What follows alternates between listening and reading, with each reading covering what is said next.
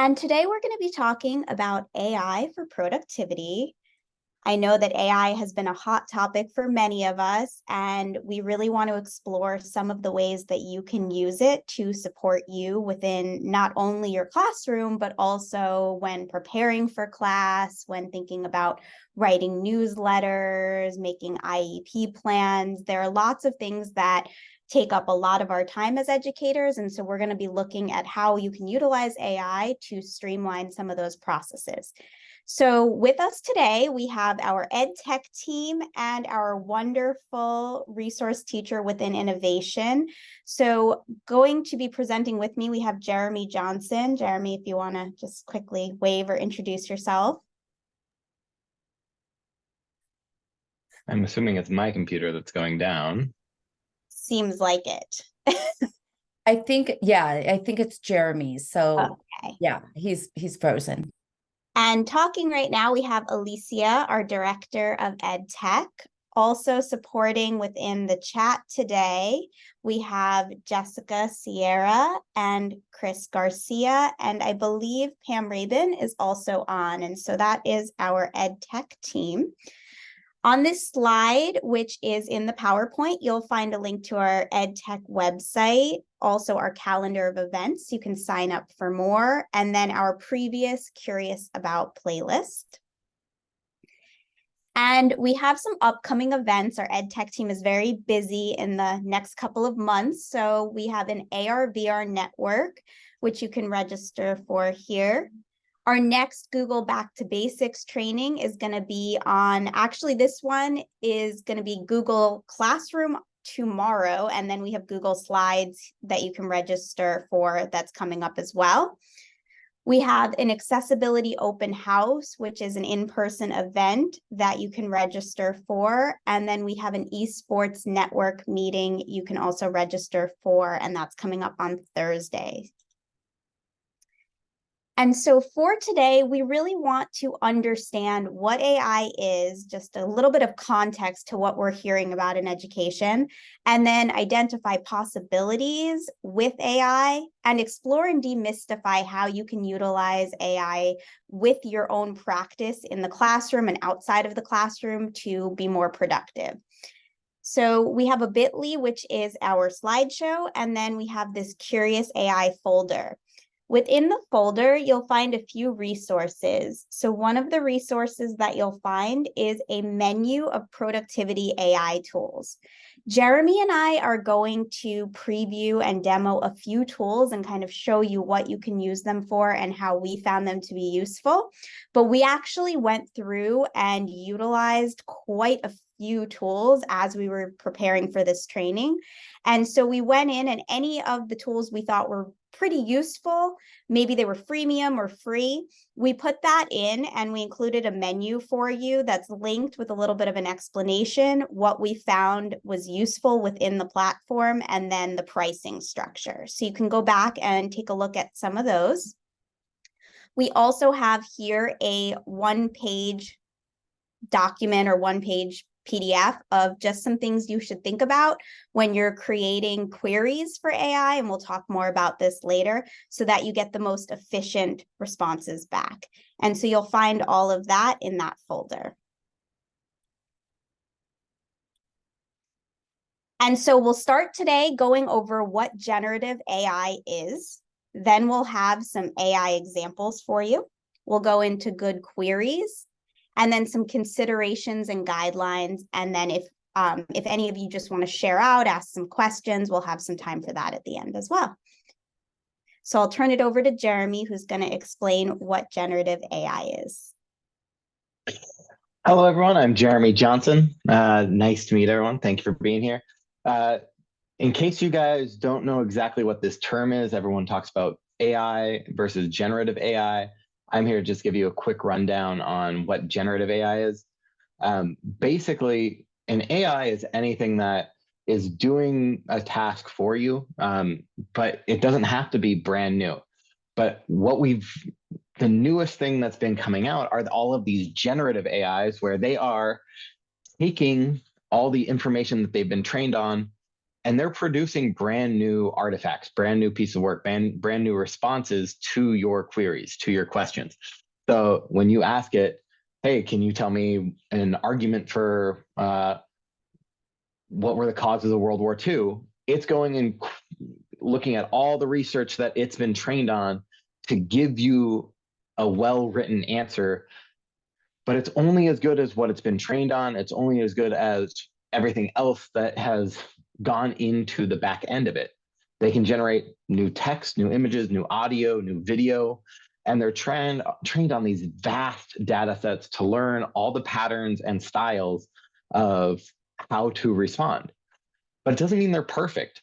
If you ask ChatGPT to give you a random number, it's not giving you a perfectly random number. Most of the time it gives you 7, because when you ask a human pick a number, they pick 7 more often than anything else. So when they look through their vast data sets, they are getting the best answer they can give you based off of what they see as the most common answers. So they use what they learn to create new realistic outputs based on their inputs on images or how we put it in. So the next slide. With that, they are changing every single day. Companies are using their different data sets to train new AIs. That's what the difference between ChatGPT, Bard, Claude, all the companies are using their own data sets to create these same type of generative AIs based off of different AI sets. So Claude is different than ChatGPT and will give you different answers.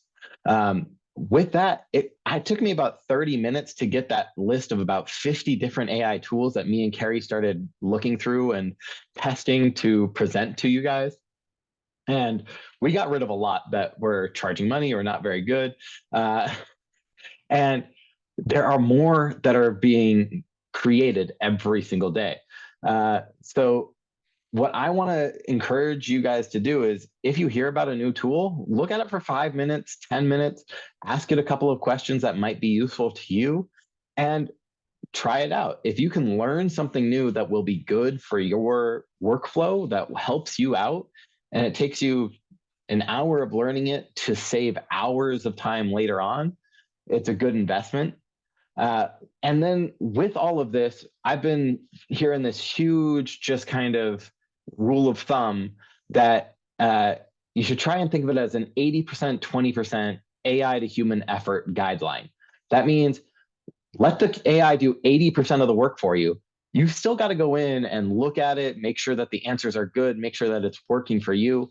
If you're asking AI to create, hey, I want 5 different writing prompts that the students will have to choose and respond to write a story about the Depression, or to come up with these different scientific scenarios and come up with action plans. It can come up with those, but you got to vet them and figure out, okay, of the 5 they give you, are they all good? Are they all good to present to students? Is it topics that are relevant, accurate, age appropriate, grade appropriate? But they can give you so much in such a short time that you can use it and still save a ton of time by just, okay, it gets you part of the way there, and you just have to finish it up so that it's presentable to your class. These 2 links here, the futuretools.io, and there's an AI for that. These are AIs that are searching for more AIs. So you can use these to look at it and be like, hey, I need an AI to help me with Google Sheets. I need an AI to help me with writing lesson plans. I need an AI with helping write a letter to parents, or whatever you need. Or I just need an AI for fun. And you can search for all these different tools for music, for video editing, for whatever you're trying to. In education, there's a ton, and then there's a ton in every different field out there. So if you need to try and just play with them, go take a look. Future Tools, and there's an AI for that. Those are very good search engines for new AIs. All right, so let us demo just a few of the AIs. Like we mentioned, we went through tons of tools and we came up with 4 that we thought were unique and really useful specifically for educators. And so the first one we found was called EduGPT, and it is a freemium one. So the pricing is linked into the spreadsheet, but you get a certain amount of credits. And with those credits, you can create prompts and get responses back for a number of different things until you use up those credits. And there are plenty of credits to start, so you have a lot to start with and use. And so this is EduGPT. And once you're logged in, you'll see a screen that looks like this. And one of the reasons that we selected this specific tool was that it has a lot of different bots. So there are bots that are related to specific programs. For example, at the county, we use Canvas. And if you chat with a Canvas technical support specialist, you can get step-by-step instructions on how to create code to make the buttons for your homepage in Canvas. You can get instructions on how to add content in the rich content editor. And so it has that across lots of different platforms, and those platform specific ones are going to give you step-by-step instructions, code, examples of things. And then what we really loved for education was that you also have these ones that are focused on specific learning differences or disabilities. So if you have questions about maybe a student that you have in your classroom has dyslexia, you can talk with an expert on dyslexia and ask them to create IEP goals. So for example, if I open this one up and I wanted to have an IEP goal,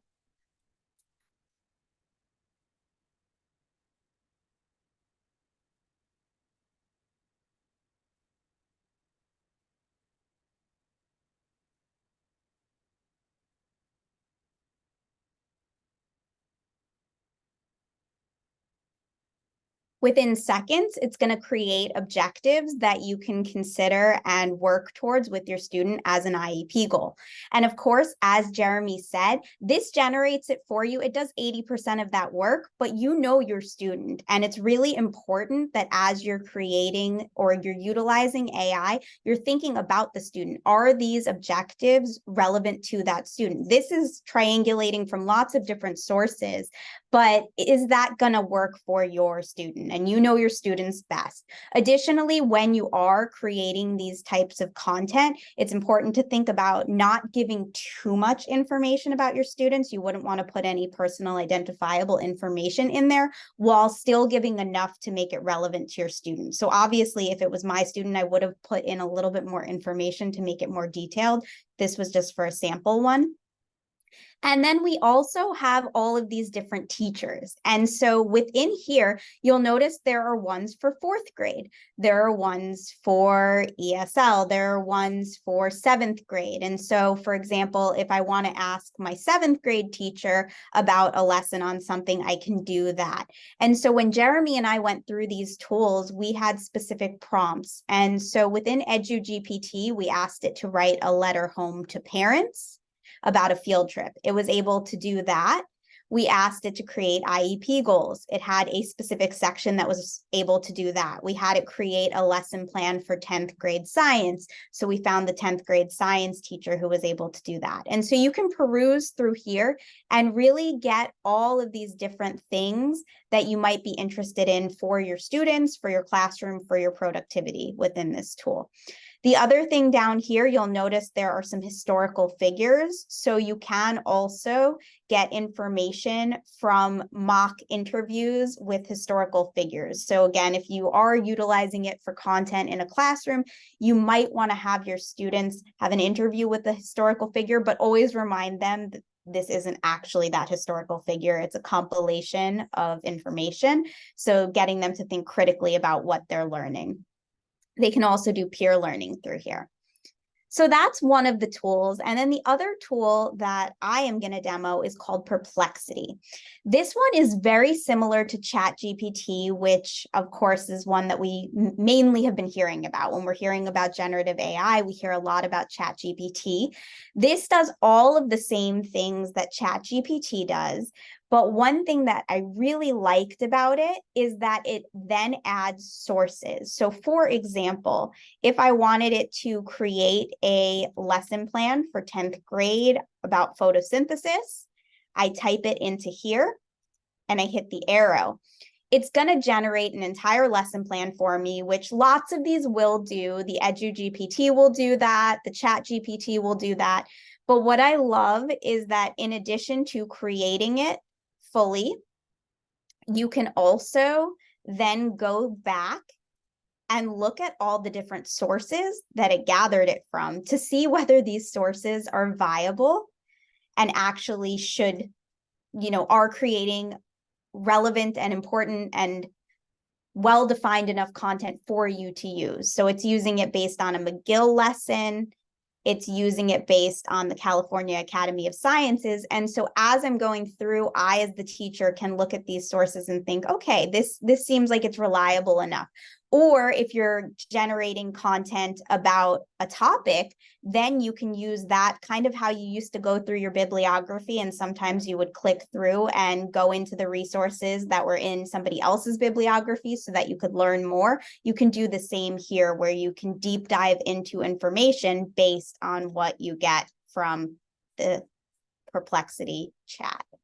So I am going to just pause for a second. I know there are no questions in the chat, but does anyone have any questions about generative AI or either of these tools while I turn the screen over to Jeremy?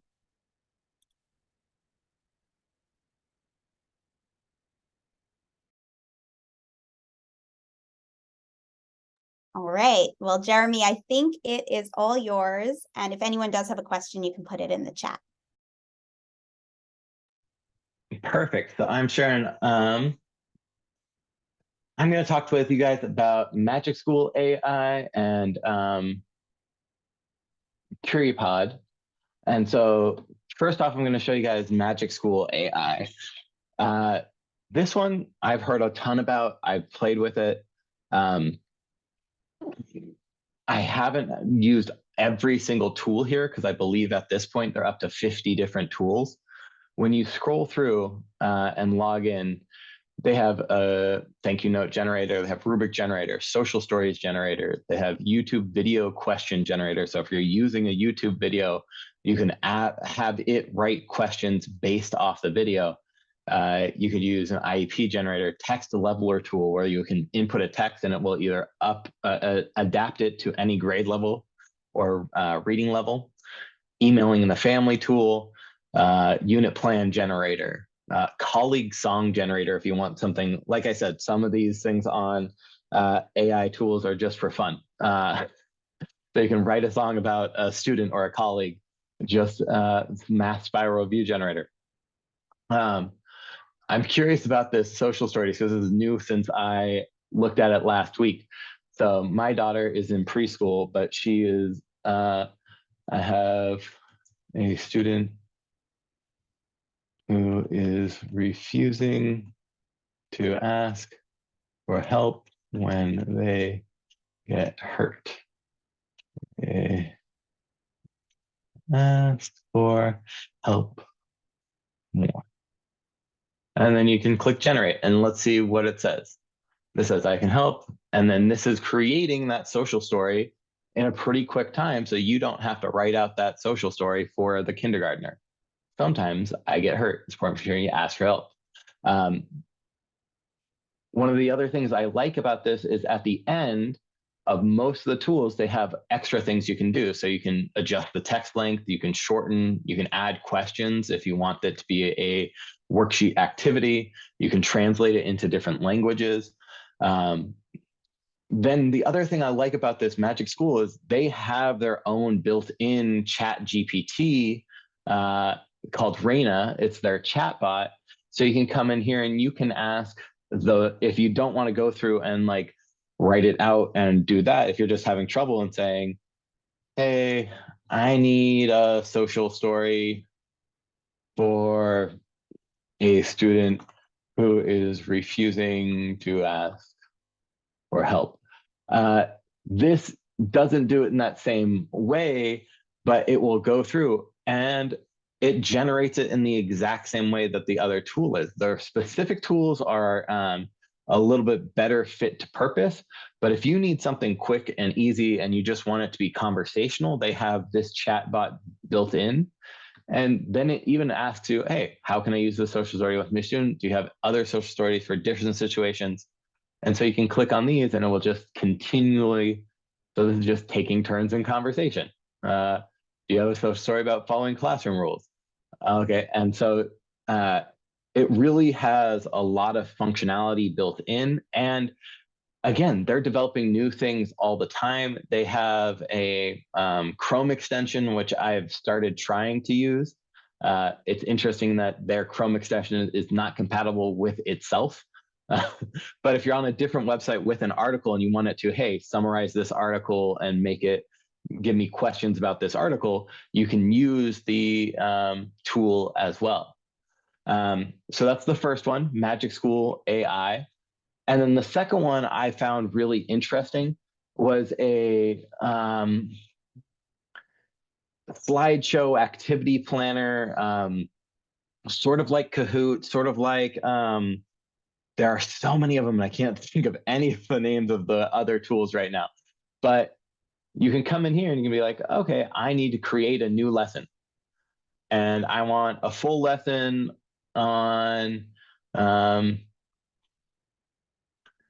let's say I'm a math and science teacher, so that's why we were doing photosynthesis when me and Carrie were trying these out.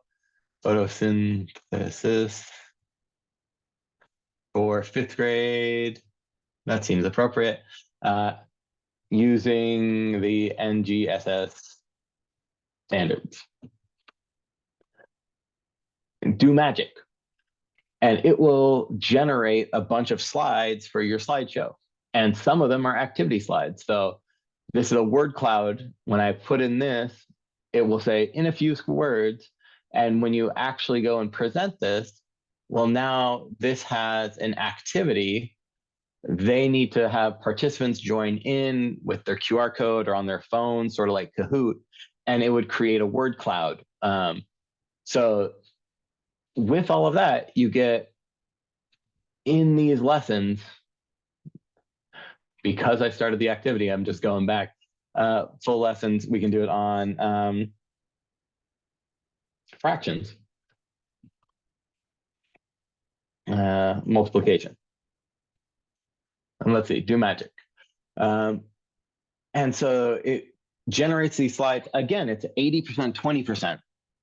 It could generate a full thing and you could say, oh, add all 8 slides. And now it's, okay, what are the products of 3/4 and 2? And people are going to create a word cloud or a poll.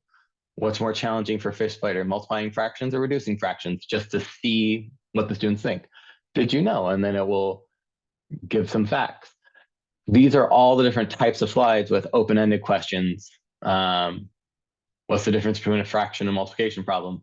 What are some real-life examples of fractions and multiplication? If you have 3/4 of pizza and you want to double that amount, how much pizza will you have in total? Some of it's great. Some of it is a slide with a picture and all of that. One of the things I like about this, other than using their AI to just generate the full slideshow, you can actually look at previous lessons from other people. So here they suggest Civil War, so I'll use it so I don't have to think. Civil War. So these are other slideshows people have made, and you can come in here and find somebody who has maybe made it, and you're like, you know what, I like this slide. Boom. And now I put a slide about the Civil War into my slideshow about fractions, but there's a lot of use for it. And I'm kind of panicking because I know we only have a short time, so I'm trying to show everything. But the more you play with it, the more you see that there are, and you could just, instead of creating it completely from scratch, when you create a lesson, you can just create your own and say, hey, I want an open-ended question. I want a poll, a word cloud. I want AI feedback. I want drawings.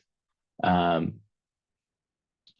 one of the ones I like here. You can have exit tickets, prior knowledge, SEL check-in polls. If you just generate this, it'll be, how do you feel today? And so when you're doing that live check-in on your phones, on your Chromebooks, on your tablets, however you have the students responding in real time, they can check in.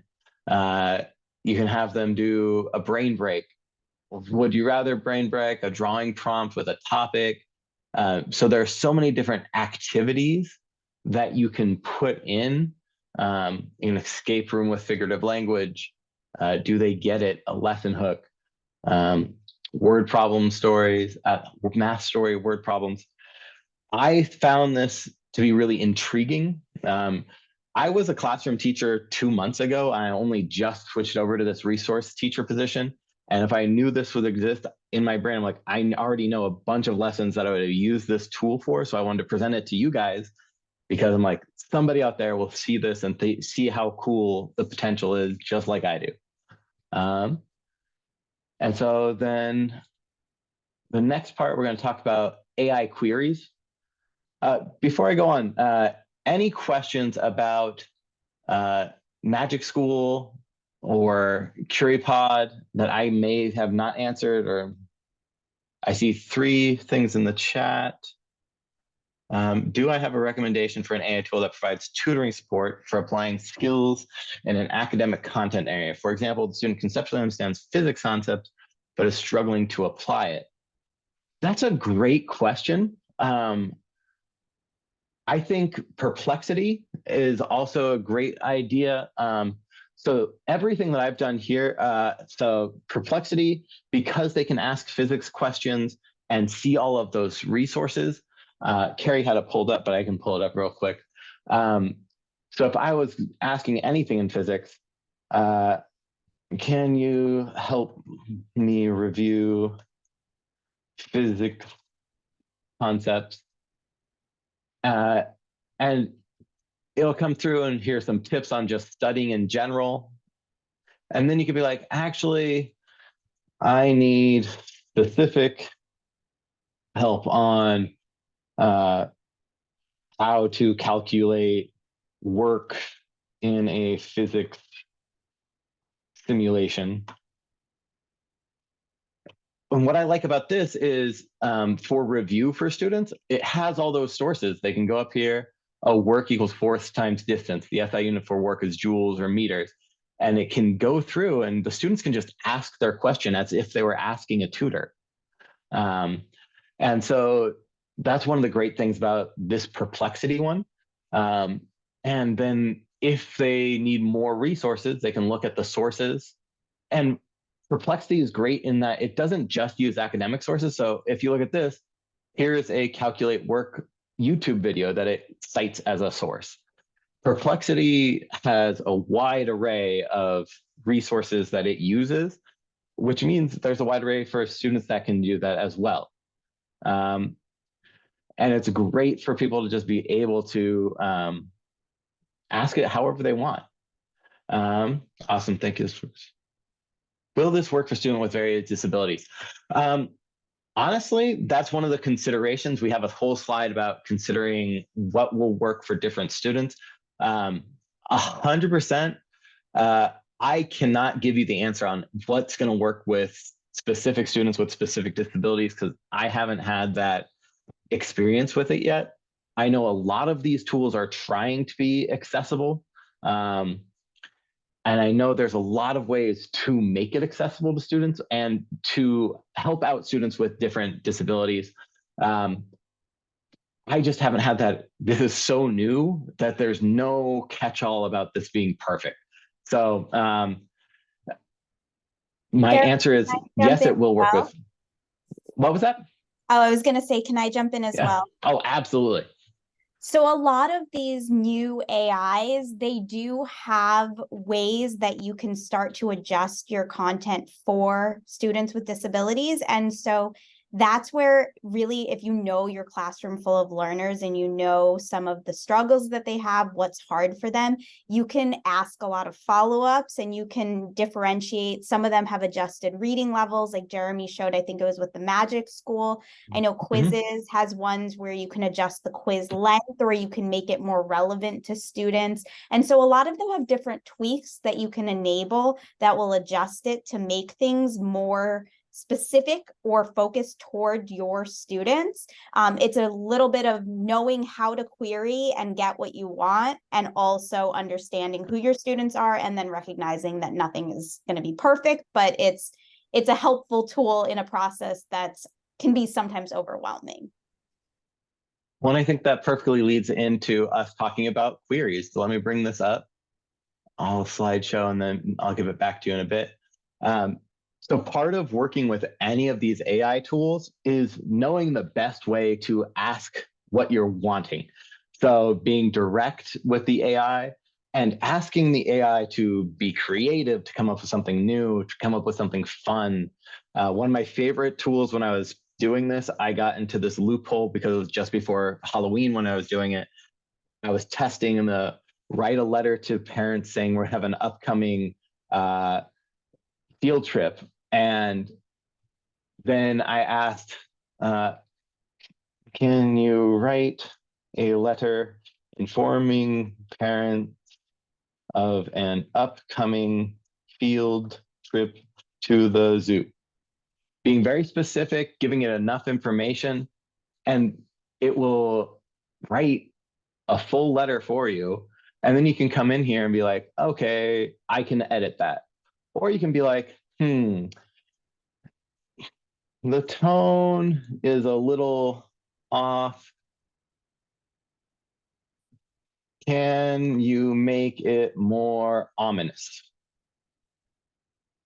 And then it goes, oh, it cannot field that request.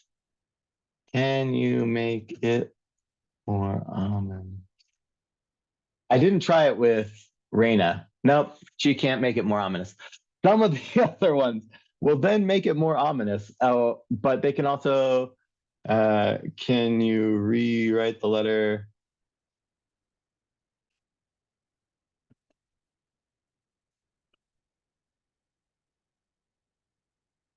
So there we go. If I ask it to be more fun, it'll do that. It just doesn't want to be more ominous for me. Um, but you can ask it, and then it will try to write it in a different tone based off of the research. Now, again, what I just experienced was I didn't pick a great tool to explore what I was doing. Creative or interesting are great ways to generate new ideas. Be specific of try to avoid typos, double negatives, jargon, because that can confuse the AI and they're going to try to fulfill your request without asking clarifying questions. Um, and they'll give you something that's going to be a little bit off. Use as many relevant keywords as you can. Like I said, with the lesson plans, I like telling it to use the NGSS standards, the Next Generation Science standards, and it will go and try and use those in its lesson planning. Being clear and specific, asking direct questions, including phrases that you want to be specific in quotes, and it will use those exact phrases. You can also make sure you use and or not, specifically as if in logic, in Boolean logic, because it's computerized logic. So if you want something and something else, use and. If you want something or something else, it's going to pick one or the other. Avoid including any PII or sensitive information. With all the queries that we've kind of shown you when we're doing it, we don't include student names. We don't include that specific information because once these get in the back ends of those websites, certain websites don't have that strong of privacy protections.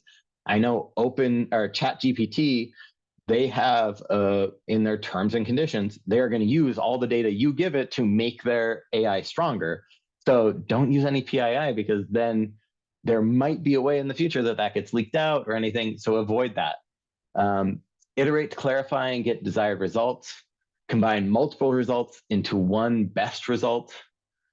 Specify tone, length, or audience. I want a short letter. I want a long letter. I want a prompt, a writing prompt that's 50 words long. Provide models, context, or examples, and then it can iterate on those examples. If you've already got one writing prompt written down, you say, here's a writing prompt I'm giving my students, I need 5 more. It can easily use your tools as part of its training to iterate on that and come out with similar ones. You want to share the desired output format because some of these, if you want, oh, can you put it in a table? Like if you want to make a rubric that's in a table format, it can do that. Hey, can you do this so that it would be an email? it'll write a nicely formatted email for you that you can just copy and paste, and then you can just change the 20% that you need to make specific. Include date ranges, ask for real-time data. A lot of these tools have been trained on data that was aggregated prior to 2021. So if you ask it for anything recent, you're going to have some difficulties, and it will usually tell you that if you ask for something too recent. And type in trusted sources to get more specific results, vetted results for some AIs. I see there's a chat. Oh, Pam asked me to do it more sternly. So yeah. Oh, and Jessica made a great comment. This is something that we as teachers need to do when we're using AIs. And this is a tool that you can also use with your students if you're asking them to use AI for their activities too. They need to learn how to write these prompts to be competitive and successful in the jobs that are going to use AI. So I think this is yours, Carrie. Absolutely. So once you've started to think about what your queries are, and there were some considerations in there, there are also some other considerations that are just topics to think about as you're using AI, especially if you're using it with students, but just in general. And then we have some guidelines that did come out from Biden's administration about AI, so we included those in there as well.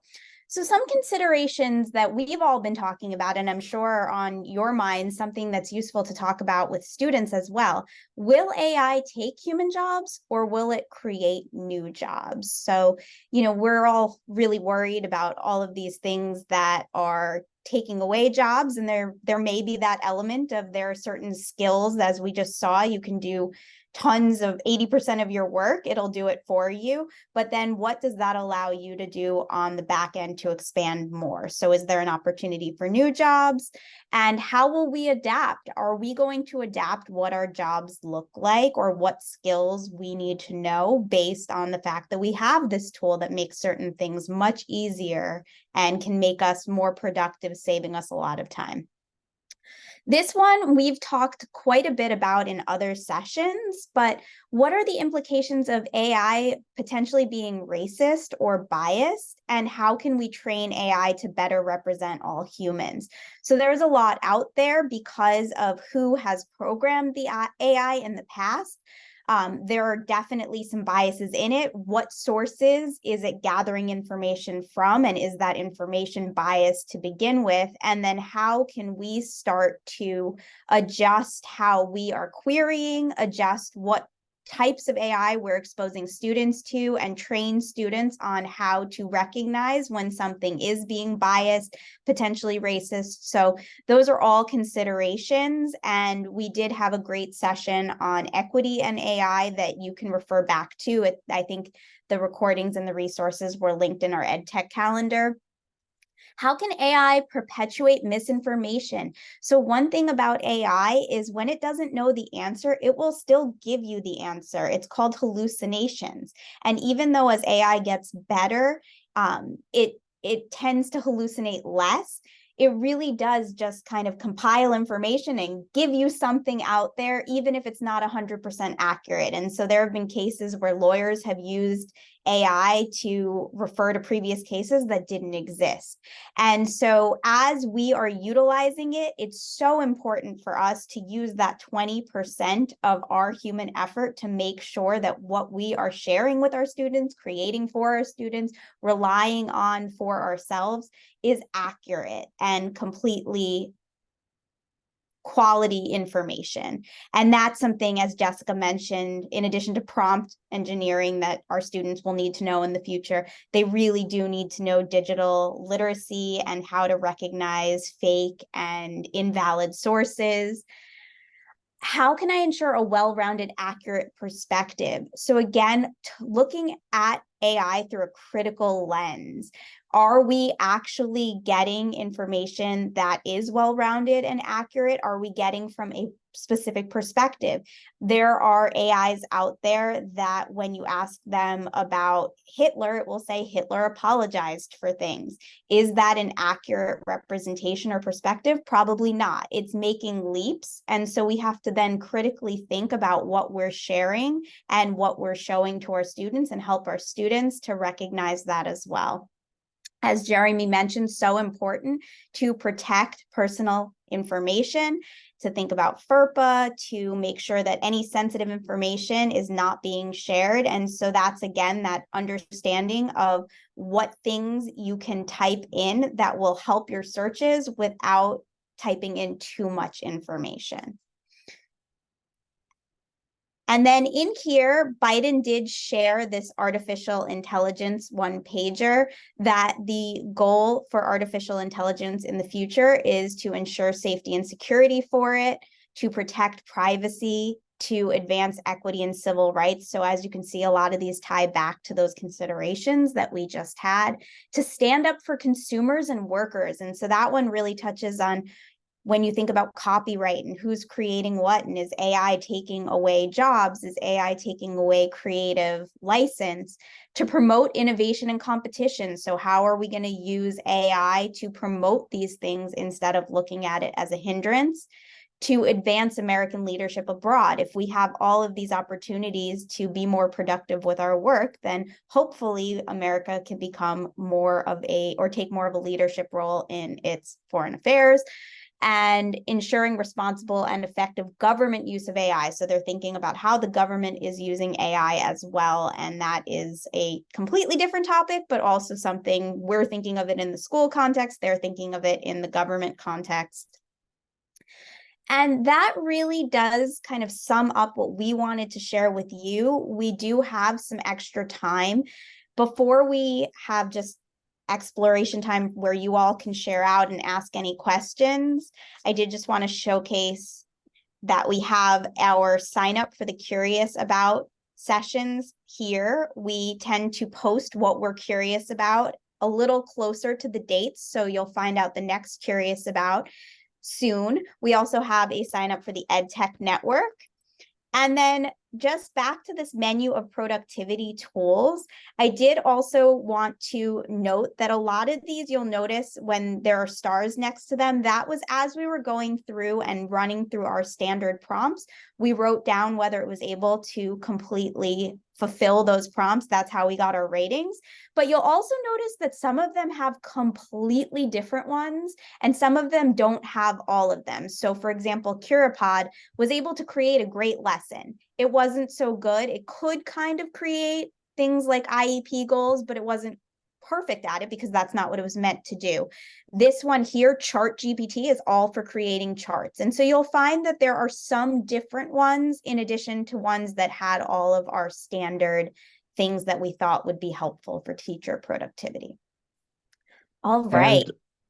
And one last thing I want to add, two considerations. One, using the fact that ChatGPT and everything isn't perfect, we can utilize that to teach students about being critical about what they're reading. If you want to create a good problem for the students, you can say, hey, ChatGPT, can you write me a summary of what happened in the 1920s and include 2 false things? And have the students, now they have to find the errors and, hey, this is an artificially intelligent generated article, what's true, what's false. And now it's a totally different type of activity where they are investigators to see if the AI is getting it right or wrong. And personally, what I've used it a lot for is writing letters of recommendations for students. I used AI to help me honestly format and get all the information for my resume when I applied for this new job for this position, using it for help in just organizing my ideas. Go and use it as a sounding board. I know a lot of engineers have that whole rubric of rubber duck decoding where you're just telling the rubber duck of what's happening. The AI is a much, much better rubber duck at listening to you and giving you some responses, and you're not taking anybody else's time. So use it to bounce ideas off of, see what it has to say, laugh at some of the ridiculous responses it makes, play with it. It's fun. It's creepy sometimes. It's disconcerting sometimes on all the stuff that it does know and does do really well. But there's so much out there, and it can help you save so much time and help you generate so many new ideas that it's worth it. Give it a try. That's my pitch. All I right. see there are a couple. Stop sharing, but does anyone want to give any kind of feedback? Does anyone have any questions? This is really your time. We have a few minutes to share out and just explore. I see someone asked for the link, so I'm going to post that to everyone.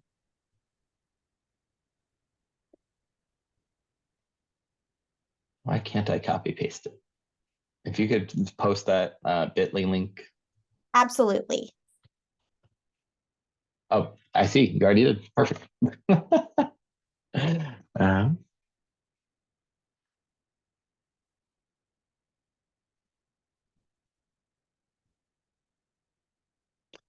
How to reference AI copyright? You got this one, Carrie.